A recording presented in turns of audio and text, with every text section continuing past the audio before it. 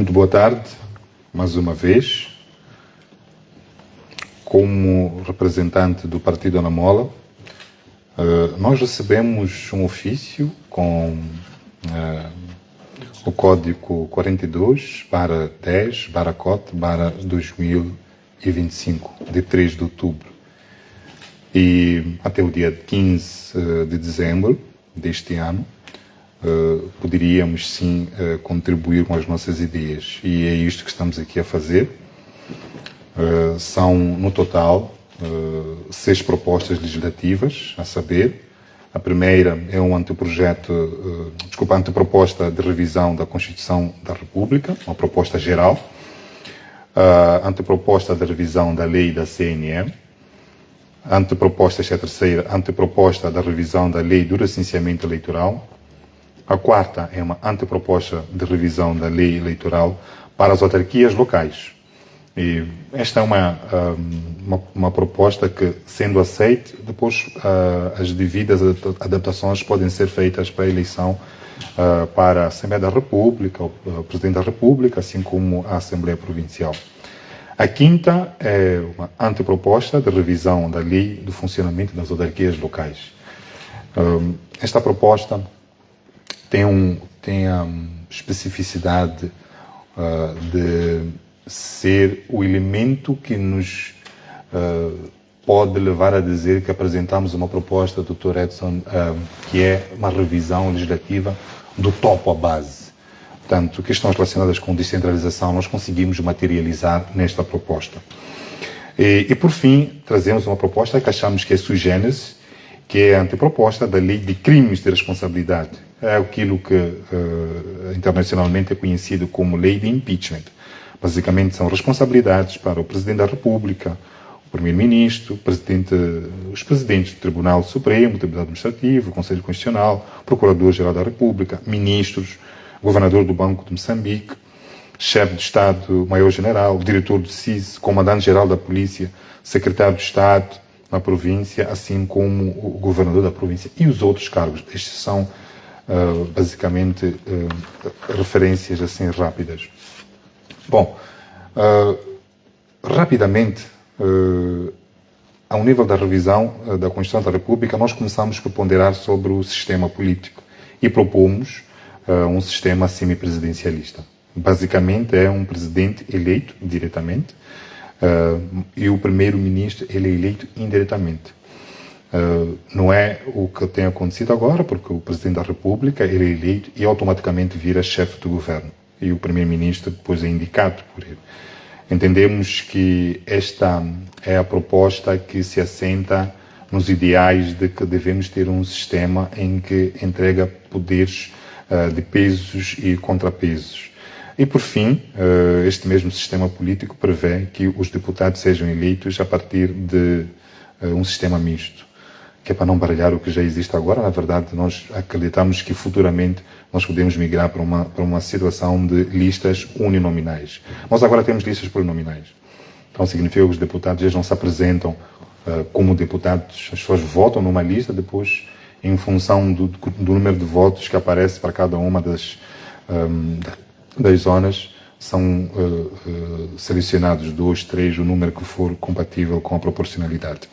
Então, as grandes novidades nesta proposta do sistema político é que os poderes do presidente assentam-se uns nas competências dele quanto a outros órgãos. Portanto, o presidente não perde poder, como muitas pessoas eventualmente ficam com a sensação de que o nosso presidente será um corta-fitas. Não, ele tem muito poder ainda. Só não é todo o poder. Portanto, ele vai nomear o primeiro-ministro. Ainda que o primeiro-ministro venha da escolha ou da cooptação da Assembleia da República, ele é nomeado pelo Presidente da República, que é para depois o próprio Presidente da República ter uma ferramenta constitucional para fazer o contrapeso. E uma delas é a própria demissão do Primeiro-Ministro. É também ele que demite o governo. Significa que os membros do governo, quando estão a tomar posse diante de quem os nomeou, que é o Primeiro-Ministro, tomam perante o Presidente da República. É também para ter esta possibilidade. E também ainda ele pode dissolver a Assembleia da República nos termos da lei. Também tem competências para atos próprios. Então, mantém a figura do comandante-em-chefe das Forças Armadas, Forças de Defesa e Segurança, pode decretar o estado de sítio, de emergência e de guerra, e continua a ter o poder de promulgação de leis e veto. Faz também o indulto e comuta penas. Depois tem também competência na área de relações internacionais, portanto representa o Estado perante a comunidade internacional, nomeia e acredita embaixadores. E por fim, ele é o garante da Constituição. Entendemos que os três poderes que fazem parte das três funções de um Estado, elas devem ter uma figura de unificação. Então, é ele que continua, em paralelo com o Presidente do Conselho Constitucional, como aquele que vai dirimir, em último caso, as controvérsias de foro constitucional. Portanto, é um Presidente que continua com muito poder. Então, isto é muito importante dizer aos moçambicanos. Pois os poderes do Primeiro-Ministro já se vê. Ele é que tem poderes executivos, nomeia o governador do Banco de Moçambique e depois tem a responsabilização perante a Assembleia da República. Na nossa opinião, aqui nós começamos a perceber qual é o nível de ineficiência que nós detectamos no atual sistema. No atual sistema, é votado o Presidente da República, ele torna-se chefe do governo, ele indica ministros. E depois os ministros tutelam as outras pessoas coletivas públicas. A Assembleia da República não tem poder sobre estas pessoas, muito menos esta pessoa que é o chefe do governo, muito menos para estas pessoas que o chefe do governo nomeia, e até chegar o seu tentáculo às outras pessoas coletivas públicas, como é o caso, por exemplo, do PCA, da Eletricidade de Moçambique, da LAM, por aí em diante. Com este modelo, com esta proposta, significa que os deputados, é um exemplo, podem, a qualquer momento, chamar o presidente do Conselho de Administração da LAM para ele prestar contas. Porque, afinal de contas, a LAM é uma pessoa coletiva, pública, significa que foi criada a partir dos meios financeiros, técnicos, patrimoniais do Estado. Então, deve obrigação ao povo moçambicano, e a Assembleia da República, neste modelo, passa a ser verdadeiramente representante do povo, aquele que, podendo votar, pode também demitir. E é assim que faz todo sentido a nossa sexta proposta legislativa, que é a lei do impeachment. Portanto, todas as questões que não tiverem sido respeitadas diante dos planos, diante dos orçamentos, elas podem ser a qualquer momento fiscalizadas, auditadas e responsabilizadas a essas pessoas. Portanto, é isto que se nos oferece a dizer. Temos a questão da reforma da justiça, assim, muito rapidamente. O Tribunal Supremo passa a ser ele o Tribunal Eleitoral. Entendemos que este é o melhor modelo, porque a justiça, nós não temos que inventar a roda. Não faz qualquer sentido que o Tribunal Distrital depois seja a primeira instância ou o último Conselho Constitucional. Na orgânica, na lei orgânica, não é judiciária, nós temos a primeira instância, ou os tribunais distritais são a zona mais rasa que nós temos. E o topo da administração da justiça é o Tribunal Supremo. Entendemos que faz todo sentido que seja o Tribunal Supremo a última instância, aquele que vai também promulgar os resultados eleitorais. Assim, porque o Presidente da República e o Presidente do Conselho Constitucional são os garantes da Constituição, todos os conflitos advindos no processo eleitoral de foro constitucional, então, há sempre espaço para o Tribunal, ou para o Conselho Constitucional funcionar. Portanto, não se rouba nenhuma competência. E, por fim, nós temos também, estou a resumir, porque não deve levar muito tempo, nesta questão da reforma da Justiça, por fim, temos o Ministério Público, que acreditamos que o Ministério Público deve deixar de ser o advogado do Estado. Portanto, não faz sentido que, nas situações em que o Estado, o prevaricador, o Ministério Público, continue a assistir o Estado a outras situações. Portanto, no sistema eleitoral, basicamente, temos a lei da CNE, introduzimos uma proposta de um artigo 136 que traz os valores eleitorais todos. Nós chamamos isto de um homem, um voto. Há uma série são 10 linhas de propostas de normas que devem figurar na Constituição da República que, violadas, tornam a eleição nula. E são estas que, também, se elas forem violadas exatamente pelos tribunais distritais, o Tribunal Supremo tem a oportunidade de se pronunciar sobre elas. E se as partes não estiverem satisfeitas, podem sim recorrer ao Conselho Constitucional. No nosso quadro jurídico para a lei da CNE e dos autos eleitorais, nós entendemos que a CNE passa a ser uma comissão eleitoral independente, com os seus membros, em número de 11, vindos a partir dos conselhos de magistratura. Depois temos a lei do licenciamento eleitoral, que também traz muitas novidades, vão ter a oportunidade de ver. As maiores são as de que os cadastros, a partir do sistema de licenciamento, os cadastros devem não só alistar o número do BI, a residência, mas também nós levamos o número de telefone que tenha WhatsApp e e-mail, que é para nós fazermos a entrega dos resultados ao nível das mesas quando estivermos a fazer o apuramento parcial. Portanto, mas nós, vou fazer aqui uma pequena pausa, Dr. Edson.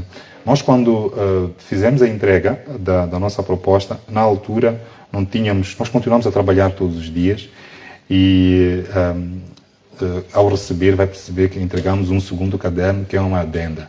E nós tínhamos prometido ao povo moçambicano que íamos dar notícia do que constituía esta adenda. São 3 elementos principais que nós achamos.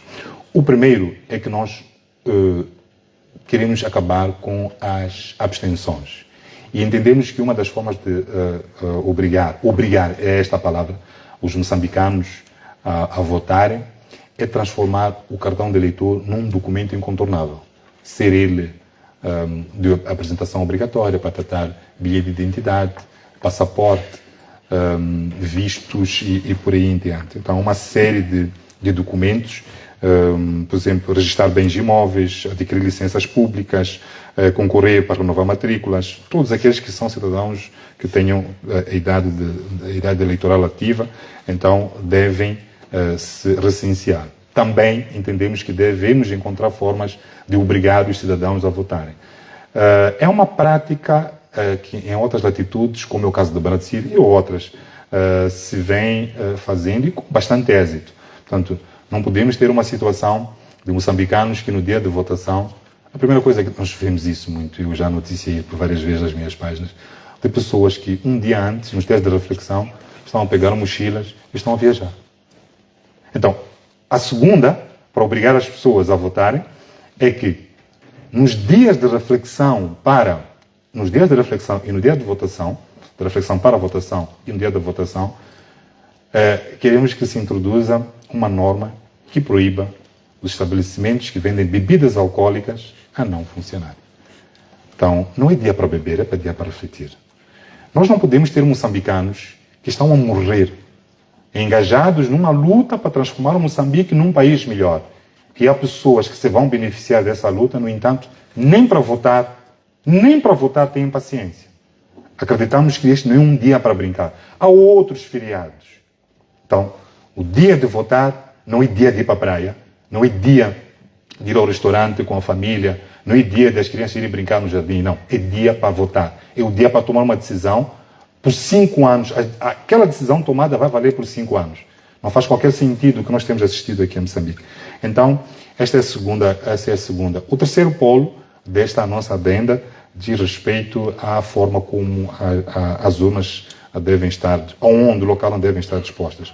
O sistema de salas de aula nas escolas tem que ser definitivamente fechado. O que nós temos visto também nos Estados Unidos e em outras latitudes. Se estamos numa escola, coloca-se num anfiteatro. Se estamos num bairro, põe-se num campo. A verdade é que as urnas têm que ir para uma zona ao ar livre. A polícia fica distante. As urnas ficam, todas elas, as mesas de voto, se são 5 ou 6 de uma assembleia, elas ficam todas elas próximas uma da outra. O cidadão vai poder monitorar. Então, na proposta que nós trouxemos, não tínhamos alinhado estas questões e achamos que deveríamos apresentar aos moçambicanos. Portanto, é isto que se nos oferece dizer. Depois, a lei de funcionamento das autarquias. Bom, aqui como tinha referenciado, já estamos nas últimas duas. o maior espírito que esta revisão vai oferecer é a de maior respeito pela vontade local. Então, nós entendemos que um vereador, desculpa, não é esta a forma de ver. O partido que vence as eleições numa eleição autárquica, numa autarquia, não pode ser ganhou e assambarcou tudo. O princípio da proporcionalidade que tem sido feita para a CNE e outras pode também ser feito para as variações. Portanto, imaginemos a situação das eleições de 2023, quando é que a Renamo, quantos votos a Renamo teve? A Renamo teve um peso grande. Estas pessoas, esta vontade, podemos assim dizer, no caso de Maputo, tem que ser respeitada. Não vai ser o presidente do Conselho Autárquico, mas pelo menos alguns vereadores, a Renamo tinham o direito de ter. Então, entendemos que esta é a forma de inclusão. Nós não podemos continuar a falar de inclusão quando nós, ao nível da lei, não temos questões materiais, das quais nós podemos assegurar que esta inclusão se vai refletir. Então, da mesma forma que nós temos este sistema de proporcionalidade para os vereadores, entendemos que, ao nível, por exemplo, da eleição distrital, que se foca no posto administrativo e de localidade, também o número de postos administrativos tem que ir na proporção e depois as localidades idem aspas. Por exemplo, a eleição autárquica, os secretários de bairro, os administradores de cada uma das circunscrições geográficas, até os chefes de quarteirão, têm que ser de todos os partidos. 3 partidos fora um parlamento. Então, nós vamos sentir que naquele distrito ou naquela circunscrição autárquica, aqueles 3 partidos vão ter chefes de quarteirão, vão ter secretários de bairro, vão ter também vereadores. Porque se é possível nós termos um conselho de ministros, nós podemos ter um conselho de vereadores. Aí também, da mesma forma que os chefes do quarteirão ou os secretários de bairro reúnem-se, também haverá consensos em relação àquilo que são as propostas para os bairros. Não faz qualquer sentido que um mesmo chefe do quarteirão dure por 5 anos quando os anseios. Porque é isto que tem acontecido. Suponhamos que a Renamo, em 2023, teve cerca de 30 e tal, 40%. E numa determinada circunscrição, realmente ele ganhou. Num determinado bairro, ele ganhou. Como é que nesse bairro está um chefe do quarteirão que é de um outro partido? Acreditamos que não faz qualquer sentido. Aquelas pessoas têm que ser respeitadas. Porque é o quê? É um ladrão que entra na casa do vizinho e rouba galinhas por aí em diante. Aqueles chefes de quarteirão dirimem essas questões. Portanto, nós acreditamos que com esta reflexão é possível depois adaptarmos às outras eleições, como é o caso da eleição distrital. E, por último, falávamos sobre a questão da lei do impeachment. Então, não vou alongar-me muito nisto, porque já identifiquei quais são os abrangidos. O que é importante aqui dizermos é que, ao fazermos a reflexão sobre esta norma, significa que todos os atos contrários à lei, assim como as omissões às obrigações dos titulares dos órgãos do Estado, devem configurar violações com imputações criminais. Portanto, nós já vimos várias situações, como é o caso das dívidas ocultas. Não é? Alguém é responsável por aquelas dívidas e essas pessoas são funcionários públicos. Não podem continuar a palitar, como eu tenho dito, a palitar bifes depois de terem levado o país a um nível de inflação que supera 300%. Eu sempre trago este dado. O frango, em 2013, custava 90 meticais. Eu comi frango de 90 meticais com desconto a 85 meticais. Pessoas organizaram-se, violaram, contornaram uma obrigação, que é uma obrigação formal, que é, antes de tomar uma determinada decisão daquela envergadura, irem à Assembleia da República. Não foram, portanto, como vê, há uma omissão dolosa, sabiam perfeitamente o que estavam a fazer e colocaram o país de rastros. Hoje, as pessoas já não podem comer carne, já não se alimentam com proteínas, estão a passar fome. Por quê? Porque a inflação quase que triplicou. E estas mesmas pessoas estão bem. Não podemos continuar a ter isto. Tem que haver responsabilidade. E estas responsabilidades também podem acontecer também durante o mandato. É por isso que nós estamos a ponderar sobre a proposta do semipresidencialismo. Bom, Dr. Edson, feito isto, são estas 6 propostas. Agradeço a recepção mais uma vez.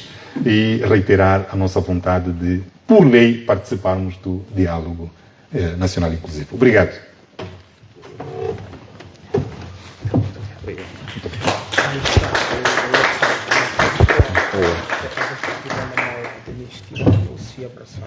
Mais uma vez, muito boa tarde a todas e a todos. Em nome da Comissão Técnica, gostaríamos de apreciar o facto de o Partido Anamola ter respondido positivamente à nossa carta enviada solicitando contribuições de participação do Anamola enquanto partido político no processo do diálogo nacional inclusivo, através da apresentação de suas propostas concretas, que hoje temos a oportunidade de receber. Esta resposta positiva do Anamola, que hoje se consubstancia na apresentação destas propostas, é uma evidência de que o diálogo nacional é verdadeiramente inclusivo. E apreciamos o facto de o Partido Anamola estar a usar a arena própria, o palco próprio, para colocar as suas ideias, as suas contribuições.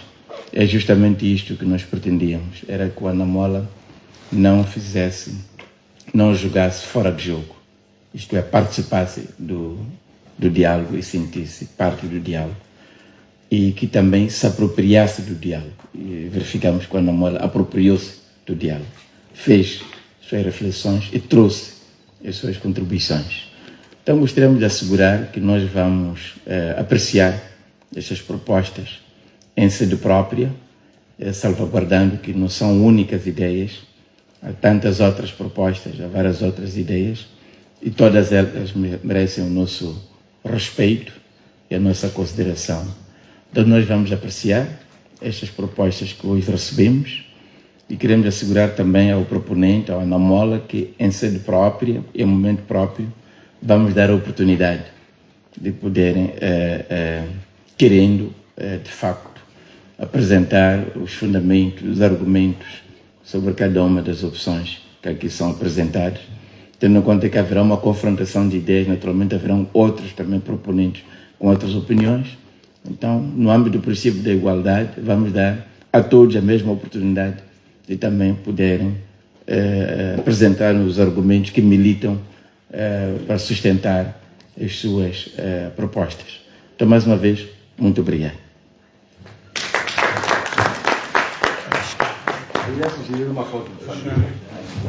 Já discursou e parece que a sensação já... Vamos.